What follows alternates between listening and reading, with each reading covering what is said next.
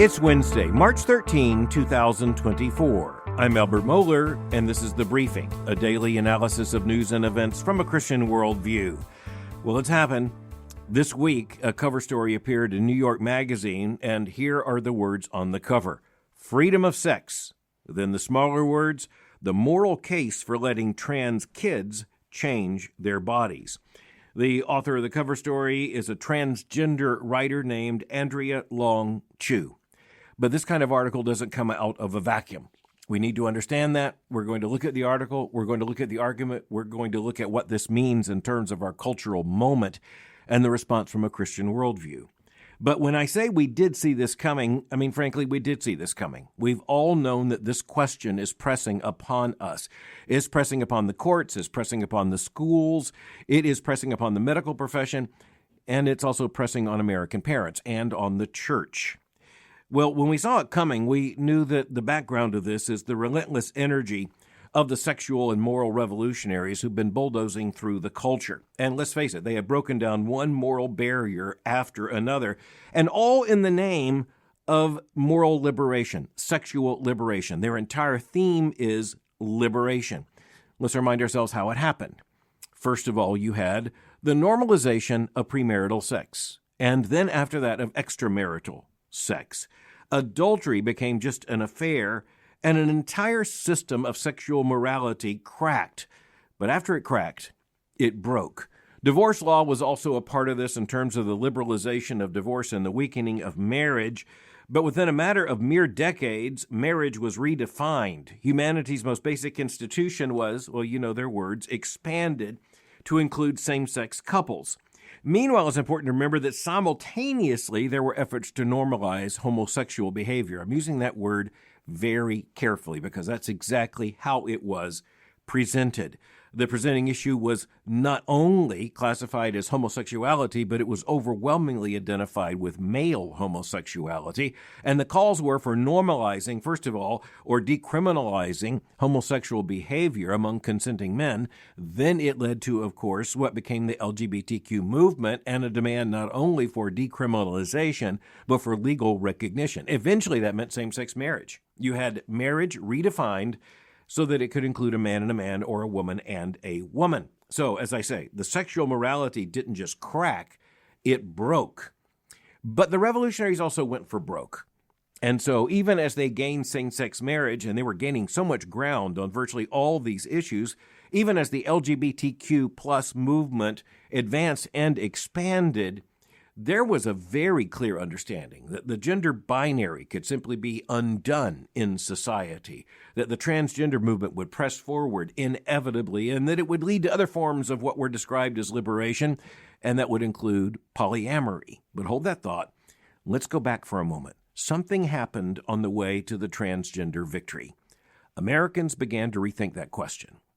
Now, for biblically minded Christians, this is a very interesting question. It's one we need to understand. Why is it that when you think of the LGBTQ movement, it's the T that has become the big issue of cultural resistance? You know, we're living in a time in which, quite frankly, most Americans seem to have just accepted, to some degree, the L, the G, the B, but increasingly not the T. There is a complete rethinking. The revolution when it comes to the transgender movement was advancing exactly like the LGBTQ movement demanded, but then it slowed down, and now arguably, at least in some dimensions, it has reversed. Now, even thinking about the transgender issue, I think something very interesting with vast worldview implications has appeared.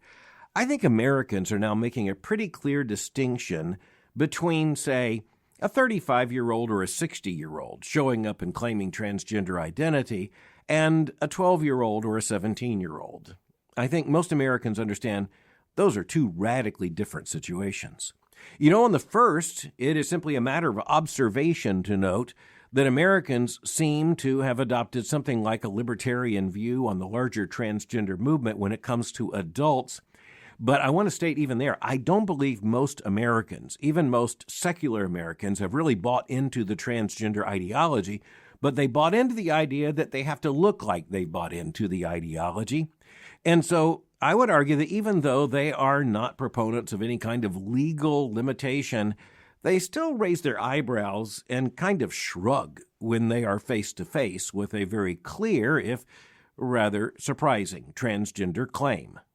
But where the ground has shifted the most has to do with minors, which is to say with children and teenagers. And there's been some pretty immediate and urgent rethinking here, and that tells us something about what's going on in the society. It tells us that, for example, even a society that basically signs on pretty officially, you might say, in the courts, in the media elites, in the larger culture, on the campuses, even where there has been largely an eager sign-on to the total agenda, it begins to fall apart when you actually talk about interfering with the hormonal development of adolescents, or tampering with the bodies of children, or doing surgery on teenagers. That turns out to be a matter that Americans are not only rethinking, but others are as well. In Britain, the National Health Service is shutting down its Tavistock clinic, which was officially for gender transition when it comes to adolescents there in Great Britain. And that decision came as the British medical establishment began to say, we're rethinking this entire equation. We're not sure we are helping these teenagers or if we are harming them. And so out of concern that there is harm, and of course Christians would understand that's exactly what you're doing, even as the medical establishment is asking that question, and by the way, that question is going to fall on the American medical profession, even as they are resisting it, I believe they're going to be severely judged for their complicity in what amounts to an assault upon America's children and young people. Even in Scandinavian countries and in many more liberal European societies, there is a rethinking of the transgender agenda, particularly when it comes to children and teenagers. But that takes me back to that cover story in New York Magazine, because it is a major development. And in that cover story, Andrea Long Chu acknowledges the problem. I'm going to cite the author's words, quote, "But a growing majority of Americans also believe gender is determined by sex at birth, and even more, almost 70%, oppose puberty blockers for trans kids," end quote. Now, let's be clear. Chu is against this belief. Chu is an avid proponent of the transgender movement. Chu is transgender. So, Andrea Long Chu sees it as a problem that, quote, "a growing majority of Americans also believe gender is determined by sex at birth." Now, I want to stop there for a moment and just look at those words. A growing majority of Americans also believe gender is determined by sex at birth. I'll go out on a limb here and say, I don't think there's ever been a moment in which a majority of Americans didn't believe that.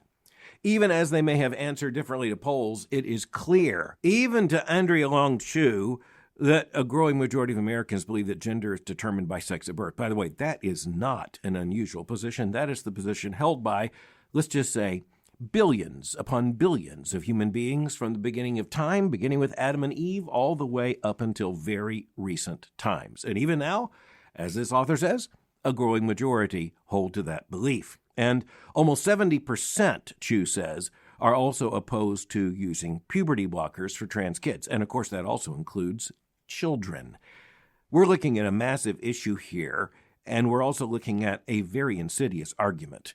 But before we turn to Chu's own argument, that cover story in New York Magazine, I want to suggest that a reconsideration on these questions is happening not only in Britain, but also in the United States. We've gone a long way from The Atlantic running a big story in 2018 with the headline, "When Children Say They're Trans." In more recent times, it's interesting that two of the nation's most influential newspapers, the New York Times and the Washington Post, have both run major articles that, quite frankly, drew the ire of the transgender revolutionaries. First of all, Pamela Paul, writing at the New York Times, offered an article with the headline, quote, "As kids, they thought they were trans, they no longer do," end quote. So Pamela Paul was talking about the pattern of detransitioning. That is to say, you have young people saying, I transitioned, claiming to change from male to female or female to male. However, it didn't work. And so as these young people got just a little bit older, they have rejected their transition and they have, here's the new word, detransitioned. Now, Pamela Paul's point is quite clear. What is society's complicity in this so-called transitioning if the very same young people in whose name, for whose health it is claimed these transitions happened, when they say it was unhealthy and they've transitioned out or detransitioned, this raises huge issues. And obviously it does, but this is where Christians understand that, biology is a really hard thing to overcome. And that's because of the very order of creation. And as it turns out, there's some people who seem to have the self-perception that they can hold over time that they are not their birth sex. When it comes to adolescence, which is, after all, we all know, an identity crisis in and of itself, when you have adolescents who are transitioning, we shouldn't be surprised, even though we should be horrified that they were ever encouraged to transition in the first place. We shouldn't be surprised that there are those who transition on the other side. Let me ask you who are post-adolescent an honest question. How many of you are doing as a vocation exactly what you thought you would be doing at 14? You might be, then again, you might not be. Indeed, I sort of doubt you are. And we're talking about an issue there that is a lot more understandable in terms of change, let's just say the least from a biblical worldview, than what we would call gender identity. The second article that appeared, again in the mainstream media, was by McArdle, and it appeared just a matter of days ago at the Washington Post. Again, the headline tells you a whole lot. Here's the headline in the Washington Post article, quote, "When treating transgender youth, how informed is informed consent?" Well, remember, the word consent has become so huge, it is actually the only word that's left in the moral vocabulary of a lot of people on the progressive left. That is to say, anything should be legitimate so long as there is legitimate consent given by all the parties. But even those on the left have understood that's a very flimsy argument, and so they've come back to say, well, consent doesn't even fit certain situations, such as employer-employee. It doesn't fit certain situations where there is a power differential. It doesn't apply to minors. Just saying that these are consenting people, that's not going to cut it when it comes to the courts, to the police, and when it comes to moral consideration. But of course, Christians understand that consent, though important, can't be the foundation of understanding what is right and wrong, legitimate and illegitimate, in a world in which instead we are defined by the Creator and instructed, commanded by Scripture. But McArdle's piece is important because she really does raise, even that headline is so crystallizing. When you're talking about informed consent, when you're talking about this hormonal treatment, much less surgery, just how much consent is a 16-year-old able to give? Because even as McArdle recognizes, there are an awful lot of people who at that age think things they're going to unthink rather quickly. And then the question is, under what conditions was any kind of legitimate consent given? And again, I think it's really important for us to recognize that a 16-year-old can't consent to a tonsillectomy in this country, but supposedly, according to the LGBTQ movement, can consent to gender reassignment surgery. Let's just say to one another the truth. That's insanity.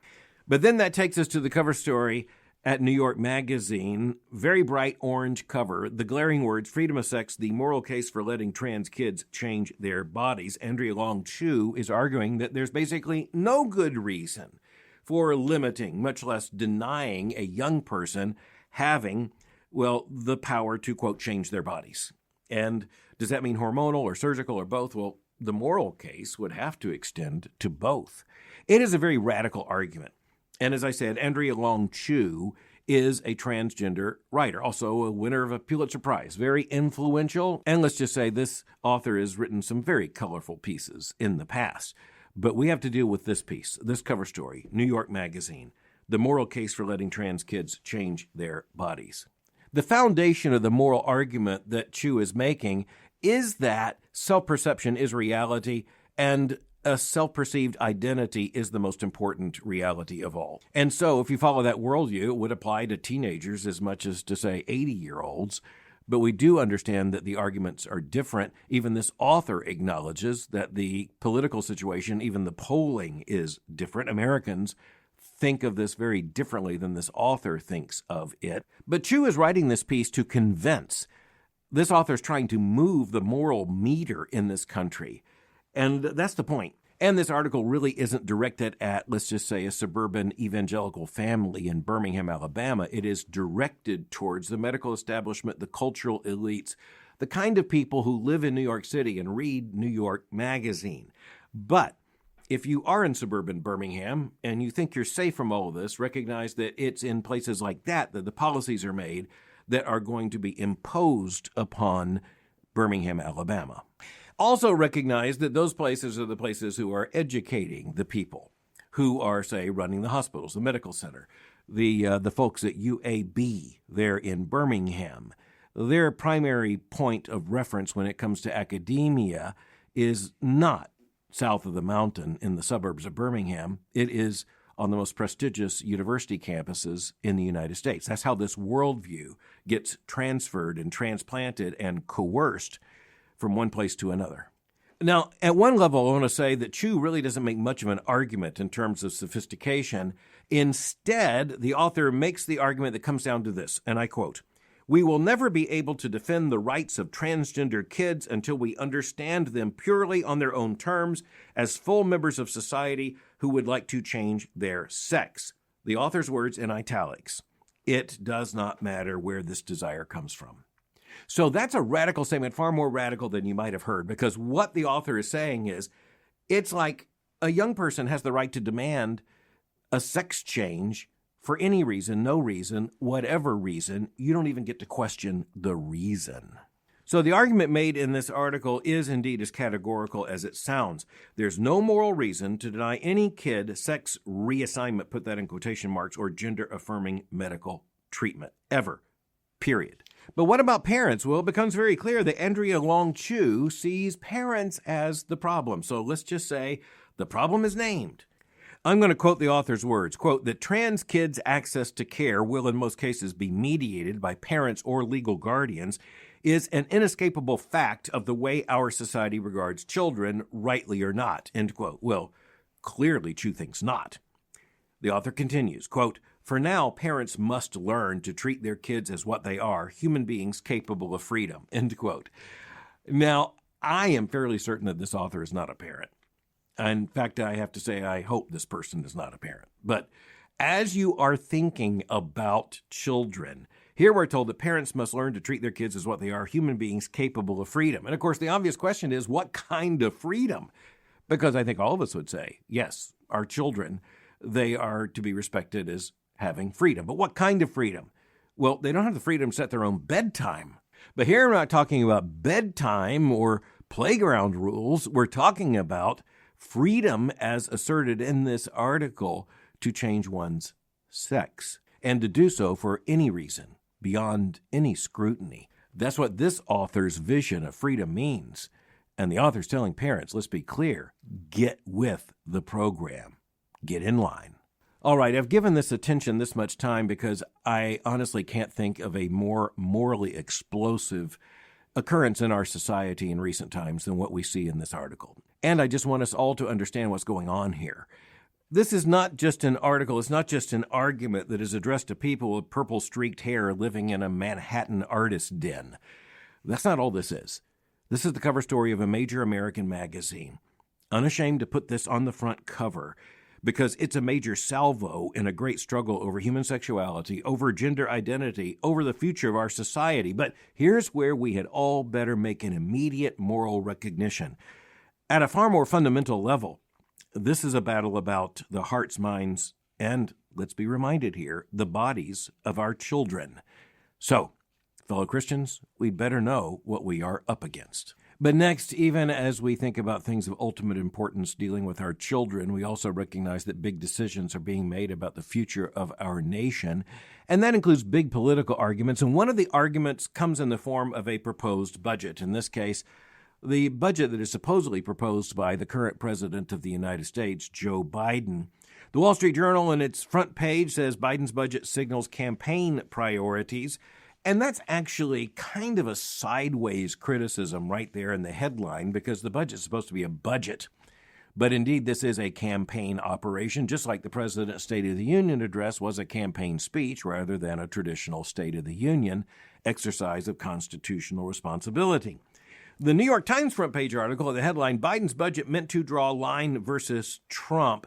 And the next words are really interesting, little chance to pass. So when the New York Times, which is a liberal paper and definitely wants the Democratic candidate to win, when the New York Times puts this on the front page with that kind of sideways criticism, once again, that does truly tell us something.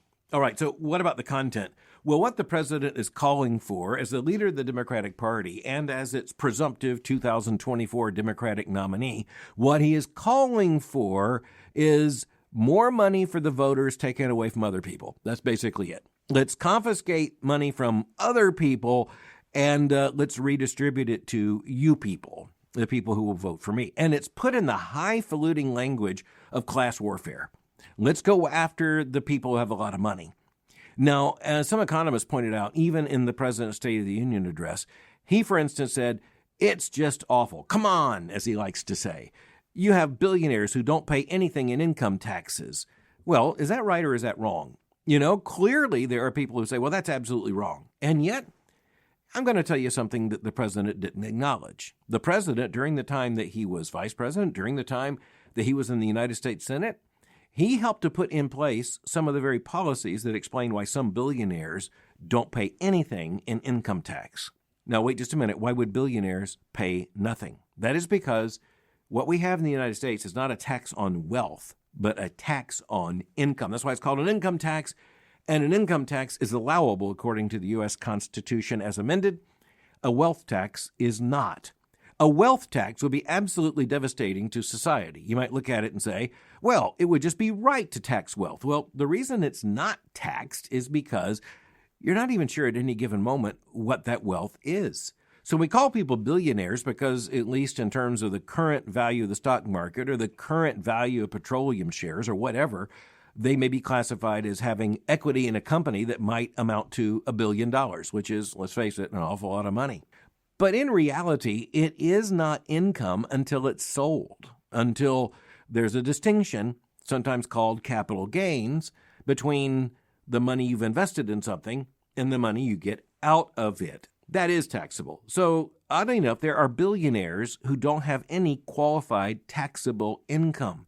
It's not because they're not wealthy. It is because they don't take money as income. And that raises another issue. And this includes the complicity of then Senator Joe Biden. One of the things you do in a tax code is to decide how you're going to tax people. The other thing you do in a tax code is decide what parts of the economy you want to incentivize. So liberal Democrats have been quite clear in the last couple of decades, for example, offering tax incentives for very wealthy people and for corporations to invest in so-called green energy. It is absolute hypocrisy, not to mention economic insanity, to criticize people for doing what you legislated they should do because you want them to put money in these industries, so you incentivize it. The main way the United States government can incentivize that kind of investment is by saying we will tax it differently or not tax it for a period of time. And so, yes, there are billionaires who pay no income tax because they take no income or because they invested their money exactly as then Senator Joe Biden suggested that they should. And by the way, there is no way Democrats in Congress are going to pass a budget resolution from any president that doesn't include many of those preferences. And my guess is Joe Biden would turn right around and, if elected president of the United States, demand what he just now condemned. Now, investment income, by the way, is taxed, and at least by most measures, the minimum tax is about 20%. And so it's not true to say they pay no taxes. It's just true to say they pay no income taxes. The fact is most of us pay income taxes because most of us live off of income. But nonetheless, that gets to a second issue, which is when it comes to measuring wealth, an awful lot of American families, at least on paper, if you're talking about wealth, they've got a lot of wealth. What about the value of real estate, the value of a home? In the American middle class, an awful lot of people bought homes, and by the way, with the government's encouragement, they bought homes, and those homes have often skyrocketed, multiplied in value. That doesn't mean you have any money from them until you sell them, but it does mean that if you're going to tax wealth, well, guess what? That's wealth.